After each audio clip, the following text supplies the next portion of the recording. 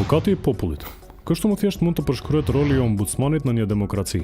Ai është organi i pavarur i cili kujdeset për mbrojtjen e të drejtave të qytetarëve. Nuk është as pushtet gjyqësor e as ekzekutiv ose legjislativ. Por megjithatë, ka një fuqi të caktuar për të ndihmuar qytetarëve të cilëve ju janë thyer të drejtat kushtetuese ose ligjore, nga ana e shërbimeve publike, pushtetit lokal ose qendror, etj.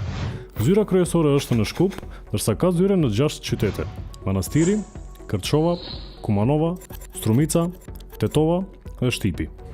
Ka autorizim të punojë në problemet që i mundojnë individët, por edhe në dukuri masive që tangojnë shoqërinë. Kështu ombudsmani vepronte me lëndët e përgjimit masiv ose pagesës jo ligjore të taksës radiodifuzive. Por edhe individ, për shembull, që janë bllokuar në labirintet gjyqësore duke harxuar dekada të jetës për të zgjidhur kontest të caktuar juridik, mund të trokasin në derën e ombudsmanit. Çka mund të bëj ai? Ombudsmani i jep zë të heshturve. Mundet publikisht të tregojë se dikush i shkel të drejtat ligjore të qytetarëve duke tentuar që institucioni që është i involvuar të veprojë sipas ligjit. Mund të udhëzohet qytetarët si në mënyrë ligjore ta realizojnë atë drejtën e tyre. Ka mekanizma për nismën e ndryshimeve ligjore, mund të kërkojnë që institucionet të veprojnë në pajtim me ligjet. Çdo herë respekton privatizimin dhe fshehtësinë e ngritësit të ankesës për ta mbrojtur nga pasojat të mundshme të dëmshme nga organi i cili ja ka cenuar të drejtën.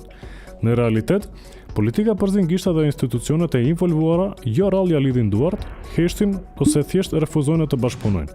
Ombudsmani për këtë mund të informojë organin kompetent, qeverinë dhe kuvendin. Për rishqyrtimin e ligjeve të caktuara mund të fillojë procedurë edhe para gjykatës kushtetuese. Në vit, ombudsmani punon edhe deri në 5.000 lëndë, me çka vetëdia për rëndësinë e tij si mbrojtësi të pafuqishmëve rritet.